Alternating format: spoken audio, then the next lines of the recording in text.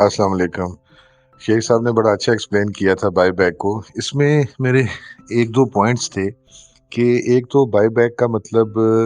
ये भी तो होता है ना कि वो जो रिटेन्ड अर्निंग थी कंपनी के पास, क्या ये भी जैसे आपने थोड़ा-सा ज़िक्र किया कि उनका फ्यूचर प्लान नहीं है एक्सपेंशन का या फ्यूचर प्रोजेक्ट्स नहीं है, तो ये भी एक तरह से नेगेटिव पॉइंट है ना कि मतलब कंपनी में एक्सपेंशन नहीं है, जहाँ है वहीं पे वो रहेगी। तभी उसने अपनी अर्निंग्स को रिटेन किया था। तो ये भी एक तरह से एक नेगेटिव पॉइंट है। प्लस ये कि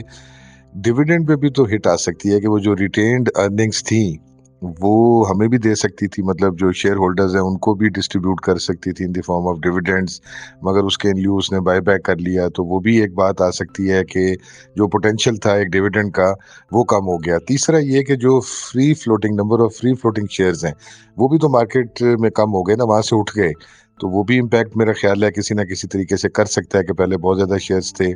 फ्री फ्लोटिंग, अब उनकी तादाद कम हो गई डिपेंडिंग अपॉन कि कितना बायबैक किया। तो ये 3 मेरे इस पे जो एडिशनल इसके ऊपर पॉइंट्स थे कि प्रोबेबली ये भी किसी न किसी तरह से एक नेगेटिव इम्पैक्ट डालते हैं, क्योंकि अगर उसका future expansion, capacity expansion, future projects का कोई प्रोस्पेक्ट्स नहीं है, तो ये शो करता है कि वो ग्रोथ शेयर नहीं है और उसमें फर्दर जो है वो भी हैम्पर कर सकता है उसकी शेयर प्राइस की एप्रिसिएशन को। तीन पॉइंट्स आपने इसके अंदर अपने वॉइस नोट में किए हैं। पहला पॉइंट तो आपका बिल्कुल एग्जैक्ट बिल्कुल करेक्ट है कि ये एक नेगेटिव पॉइंट है कि जारी बात है कंपनी के पास कोई फ्यूचर का कोई इतना विजन नहीं है, उनके पास इन्वेस्टमेंट अपॉर्चुनिटी वो फाइंड नहीं कर पाई, तो ये एक नेगेटिव पॉइंट में काउंट होता है ये भी। जो दूसरा पॉइंट है आपका, उसके अंदर एक पॉइंट ये है कि देखें,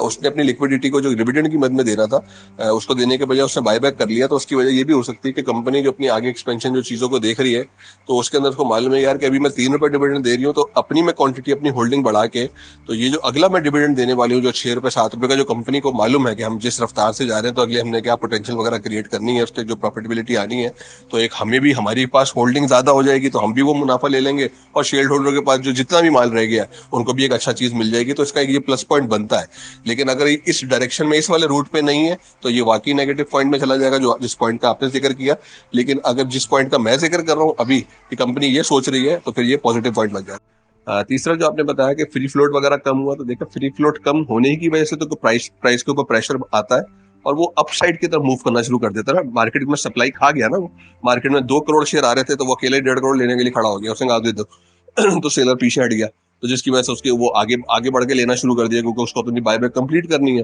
तो वो 75 रुपए पे चल रहा था, उससे 76 रुपए, 78 रुपए, 69 रुपए। तो वो जो मार्केट के अंदर नॉर्मली जो